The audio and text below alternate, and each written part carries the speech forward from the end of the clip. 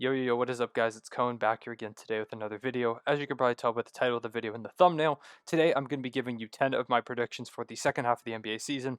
As you probably know, the All-Star break is wrapping up and games return from about 12 hours from when I'm recording this video, so I'm super excited about that. Excited for the Thunder to come back on Thursday. Excited for NBA basketball in general to just come back Wednesday.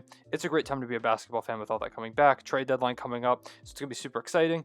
Now, these predictions range from everything from talking about potential draft lottery positionings, talking about seeding, going into the playoffs, talking about the playoffs themselves, the trade deadline, awards, all that type of stuff. So it's a very wide variety of things. Some of them are more bold, some are less so. So there are more, some that you may agree with more, disagree with more. Some you might be like, what the heck? Some you might be like, oh, okay, I guess I could see that. So just want to preface that before I get into it and you're like, what the hell is this guy talking about? And they're just predictions. There's a very high chance that not all of these will come true. There's also a decent chance that none of them will come true. And if that happens, I'll make a reaction video to this laughing at myself. So I'm going to go ahead and get into it. Drop a like, drop a subscribe, and we'll get into our first prediction. So my first prediction I have for the second half of the NBA season is that the Oklahoma City Thunder, my favorite team, will end up with 2 high lottery picks. Now, is this biased? Yes, but I do think it's very possible. By high lottery, I mean top half of the lottery. So that would be like around the top 7, 6, 8-ish range. And the reason I think that is because, one, we have our own pick, and I think that we're going to tank a little bit the second half of the season. I know the Oklahoma City Thunder just can't seem to tank, but I think we're going to deal George Hill. I think there's a potential to deal Mike Muscala. I think there's a much less so chance that we deal Al Horford. I just don't see him ending up getting moved. I think people are going to wait till his contract kind of chills out. Maybe next season he could get traded, but I don't think now. But I think we're going to trade some pieces, and I think ultimately we end up losing more games in the second half of the season, and we go into the draft lottery with the projected top 5, 6-ish pick around that range, and I think that has a very good chance to stay right there or even move up. As for our second pick, that would be a high lottery pick. We also, if you don't know, have the Houston Rockets pick as long as it's outside the top 4. So if that pick is 1, 2, 3, 4, they get it. If it's 5, 6, 7 through the rest of the NBA draft, we end up getting it. And the Rockets right now are projected pretty high up there. I think they're on 3 or 4, but they will eventually be getting Christian Wood back, and I think he's going to be a huge piece for them. Since he's been injured, they've lost 13 games in a row, and so if it's not very clear how valuable he is, then I don't know what will make it more clear to you. He is the cornerstone of that team, and I think once he comes back, they're going to end up winning some more games. I don't think that they're going to end up trading as many pieces as people have kind of talked about. I think this Rockets franchise, they put out, or someone said a couple days ago that the Rockets purportedly don't have interest in tanking, and I would not be surprised for a team that's been they've just won for so long. They keep making the playoffs. They've made conference finals. They've made playoff appearances. They've made Western Conference semifinals, just over and over again, a success through the Harden era, and I don't think they're ready to quite give up on that yet. Maybe next season, but I think right now they might try and compete, which is good for the Thunder because they aren't quite good enough to compete, but as long as they compete, there's a higher chance that we get that draft pick. And I think we do end up getting that draft pick, giving us 2 pretty high lottery picks to add to a core of SGA, Dort, Baisley, Teo Maledon, Pokusevski, whoever else you want to throw in there, and that's an awesome start to a rebuild. So that's my first prediction. Second prediction is that the Phoenix Suns end up as a top 3 seed in the Western Conference. Right now, they're the 2 seed ahead of the Lakers and the Clippers, who are at the 3 and the 4 spot, and right behind the Jazz at the 1 spot. Now, this does mean that one of those 4 teams, or one of the 3 teams, the Clippers, the Lakers, and the Jazz, do not end up as a top 3 seed. And I think that's very possible. With the second half of the season, with COVID going on, at any point a team could lose one of their best players for an extended period of time. I wouldn't be surprised if the Lakers continue to rest Anthony Davis and potentially fall to that 4 seed. I really don't think they care very much where they end up playing, because if they end up playing in the West, if they end up getting the 4 seed, then they could play the Jazz potentially rather than the Clippers. So I think that the Lakers, I don't know if it is a better matchup or not, but to the Lakers, I think they'd rather play the Jazz than the Clippers in that second round. And there's not really home court advantage with what's going on with COVID. And additionally, the fact that the Clippers and the Lakers, if that does end up being the matchup, that those 2 teams will play in the Western Conference Finals. So I don't think they care that much. I think the Suns are a team that's clearly on fire. I think they really care about getting that high playoff position. They want to secure themselves the best spot possible. For a team that hasn't made the playoffs very often, I think they want to go into the playoffs as one of those top 3 seeds and really secure that home court advantage and try and make a deep playoff run. And I think they will at least get the top 3 seed part done. My third prediction is that the Philadelphia 76ers will hold on to the 1st seed in the Eastern Conference. I think they go into the playoffs with the best record in that conference. Obviously, you could talk about the Brooklyn Nets and the Milwaukee Bucks behind them. Maybe the Bucks less so, but the Brooklyn Nets, Kevin Durant's going to be coming back. They're bringing in Blake Griffin. They could make more additions around the deadline. But I think that team has a lot of moving pieces. I think that there's going to be some issue integrating some of them. We've seen Kevin Durant and Kyrie Irving miss a bunch of time. James Harden less so, but they miss time here and there. I wouldn't be surprised if they rest the guys going to the playoffs, because this is another team that I don't think cares that much about where they end up. And so I think that they're going to end up resting some guys, as well as the Sixers. I expect to continue their success. Some people are less in on the Sixers than I am, and I understand that. That's perfectly reasonable. But this is the Sixers team that I thought we were going to see last season. If you don't know, last season I predicted the Sixers to win the Eastern Conference and be that 1 seed when they got Al Horford. Unfortunately, that didn't work out. But this team's really optimized around Ben Simmons and Joel Embiid's strengths, and I think that this team is a huge threat to win that East, as well as they will end up being the first seed in that conference by the time the playoffs roll around. My fourth prediction is that the Orlando Magic have a fire sale at the deadline. I'm talking Vucevic, Aaron Gordon, Terrence Ross, Evan Fournier gone. All 4 of them at least. I think that this is something the Magic should do. I've been preaching that the Magic should make a fire sale. They should give up on these guys. Not necessarily give up, but they should move on from these guys for the past few months. I made a video about it if you want to go check that out. It's somewhere out there. Just search Orlando Magic on my channel. But I think that they need to go into rebuild mode. And if they can secure a pretty good pick, which they're already kind of doing now, but if they could secure a pretty good pick in this year's stacked draft class, like if they could get a first overall pick and add a Cade Cunningham or something like that to acquire Markelle Fultz, Jonathan Isaac, and maybe Mohamed Bamba, who you could give opportunities to play if you trade Vucevic, who right now is at his highest trade value ever. Vucevic will never have higher trade value than he does now. Same with guys like Terrence Ross, who's having a great season. Aaron Gordon, if he can stay healthy, has pretty high trade value. Evan Fournier, being a guy who's going to be expiring soon, is another guy that a lot of teams might make a chance on. So this is the perfect opportunity to sell off those pieces that really haven't worked out in the long term and try and look towards the future. I've been pushing that a while, and I think that the Magic are going to make that decision. They're going to capitalize, and that they're going to go into the offseason with a ton of assets looking to start that rebuild. My fifth prediction is that the trade deadline has a historic level of player movement. I'm not saying it'll be the most trades ever, but I think it's going to be a ton. And my reasoning for that is because right now the NBA looks wide open. Probably the biggest or the closest thing we have to a super team are the Nets and the Lakers. And both of those teams have looked vulnerable at a lot of times. Additionally, especially in that Eastern Conference, next season the Nets have a full offseason, and they're going to be getting Dinwiddie back. They're going to be making that team better over the course of that offseason, and right now I think is every team's best chance, or they see it as their best chance to take down the Brooklyn Nets. It's very possible in future seasons that they could, but I think right now is their best chance before they get Dinwiddie back, before they get that offseason to make changes, before they could bring in a draft pick. This is their opportunity right now to go ahead and seize that Eastern Conference crown while the Nets aren't at full strength. So I'm thinking the Sixers, Celtics, those teams make moves. I think the Bucks make some moves. I think the Nets themselves even make some moves to try and shore themselves up because they know they're not invincible. No team is invincible in the NBA. I additionally would not be surprised if a team like the Lakers, who a lot of people saw as the championship favorite coming into the season, they haven't looked great so far. Now, they have been missing Anthony Davis, but there are some additional holes that they would like to fill up. So I think that they pick up a guy like Drummond. I think that they make a trade or two. I wouldn't be surprised if the Clippers shore themselves up a little bit. The Suns and the Jazz are in contention, it looks like, for like the first time in a while. And I think that they try and capitalize on that and make some moves. The NBA right now just looks kind of open, and I expect a lot of teams to go, okay, this might be our shot, and make those moves. My sixth prediction is that the Washington Wizards will make the playoffs. One of the worst teams to start out the NBA season has gone on a completely insane hot streak. With the talent you have with Westbrook and Beal, I don't think this is super surprising. They're a really good team when they have it going, or a really solid team at least when they have it going.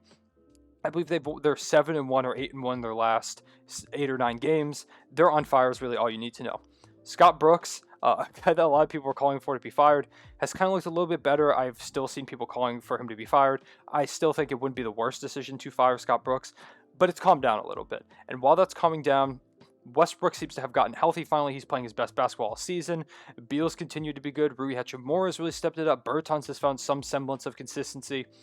If these players can continue to step it up, if maybe they make like a move or two, I wouldn't be surprised with the Wizards, then I think that they end up making the playoffs. I think they push a team out and they make the playoffs, whether it's coming from a play-in game or whether it's coming from being one of those top 8 seeds. We'll get to the play-in tournament a little bit. My seventh prediction is that there will be no more coaching firings for the rest of the season.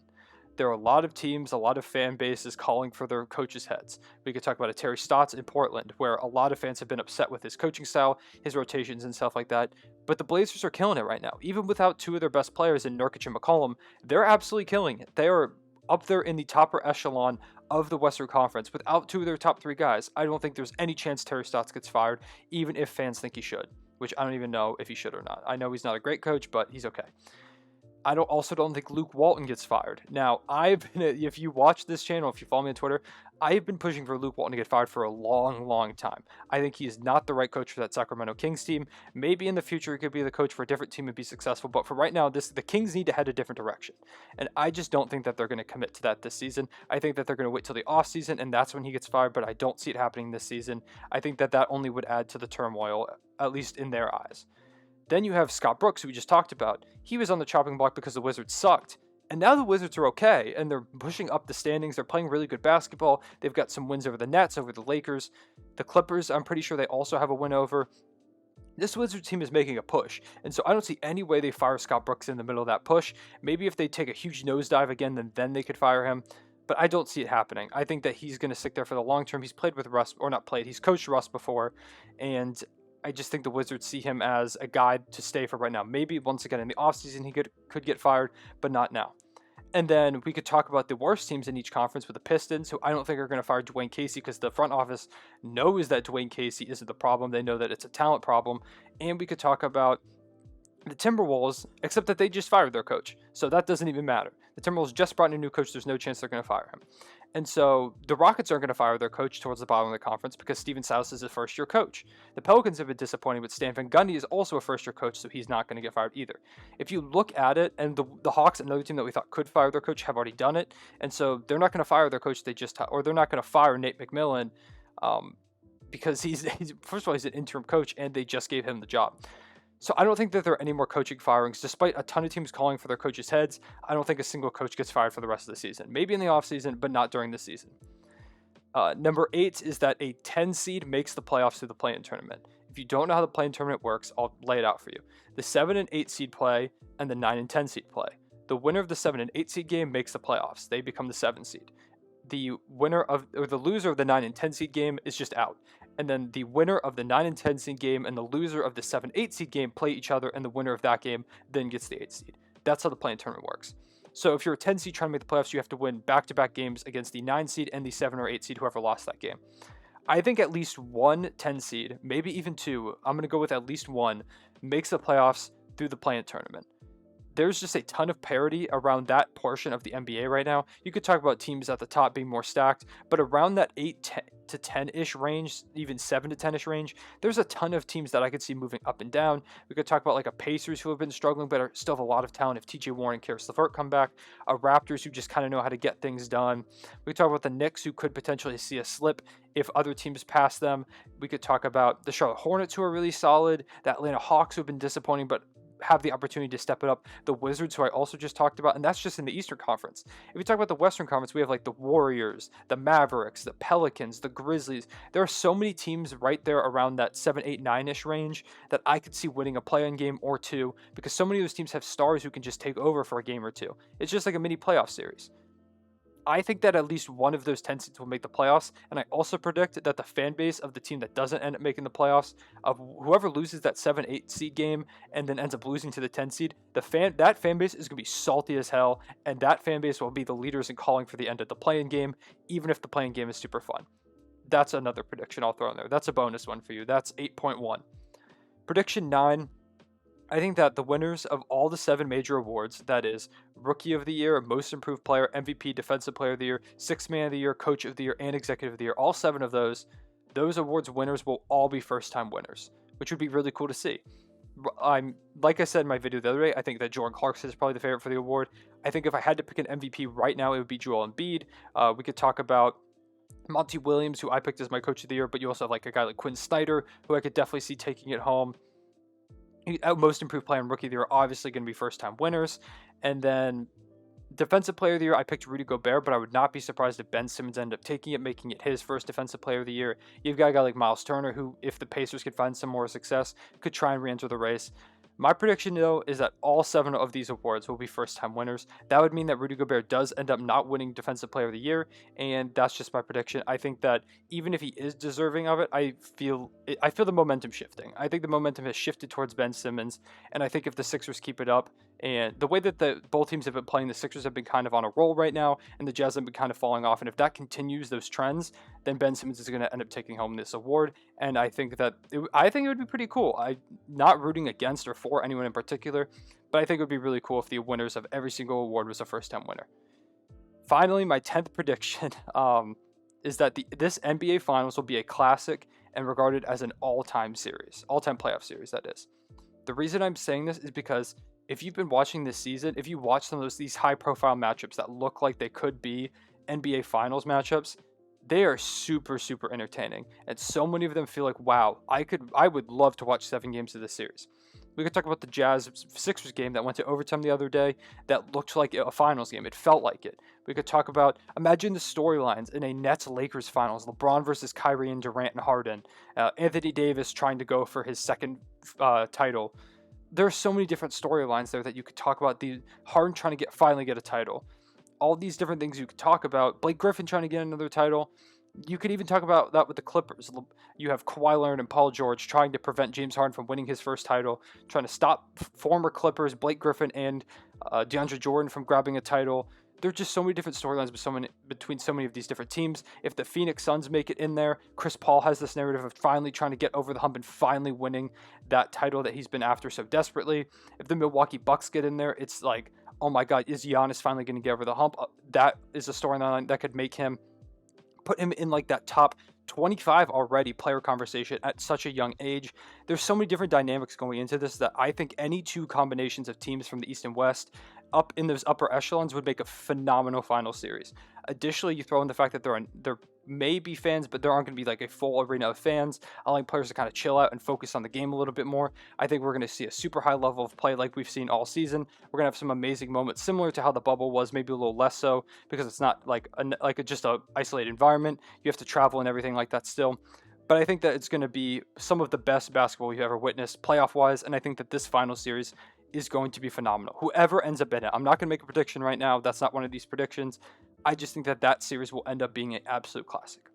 And so those are my 10 predictions for the NBA season's second half. Let me know what predictions you have. I reacted to some of y'all's predictions on Twitter the other day ago. Go check out that video. It was like 2 or 3 videos ago if you want to see more about that. Like I said, drop some of your predictions below. Let me know what you thought about my predictions. If there was one I'm completely wrong about. If there's one you really like, let me know. And yeah, drop a like, drop a subscribe. I will see you guys later. Ray1, say back.